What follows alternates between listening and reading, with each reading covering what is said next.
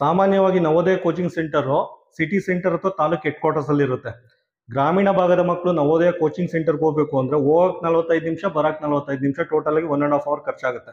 ಆಯ್ತಾ, ಇದೇ 1.5 ಅವರ್ನ ಮನೇಲೆ ಕೂತ್ಕೊಂಡು ಬಿಗಿಯಾಗಿ ಓದಿದ್ರೆ ನವೋದಯ ಪಾಸ್ ಆಗ್ಬೋದು ಅನ್ನೋದಕ್ಕೆ ಇನ್ನೊಂದು ಎಕ್ಸಾಂಪಲ್. ಈ ಹುಡುಗ ಹಾಸನ ಜಿಲ್ಲೆ ಶ್ರವಣ ಬೆಳಗೊಳದವ್ರು. ಆಯ್ತಾ, ಇವರು ನವೋದಯ ಮ್ಯಾಥ್ಸ್ ನ ಮನೇಲೆ ಕೂತ್ಕೊಂಡು ಟ್ರೈನಿಂಗ್ ತಗೊಂಡು ಯಾವ ರೀತಿ ನವೋದಯ ಎಕ್ಸಾಮ್ ಪಾಸ್ ಆಗಿದ್ದಾರೆ ಅಂದ್ಬಿಟ್ಟು ಈ ಹುಡುಗನ ಬಾಯಲ್ಲೇ ಕೇಳಿ.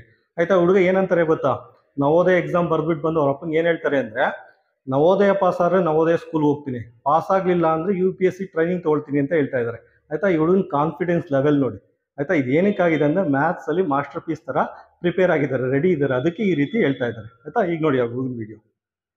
Everyone, my name is Shivan. I am from class 5th.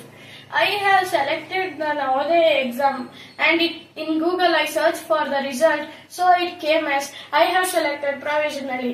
I was too happy yesterday because yesterday the result had came and I was selected. So I would say that Mandyagoda sir is very intelligent in teaching the classes. He would explain everything in a smoothest way and he would solve the hardest questions easily and explain us.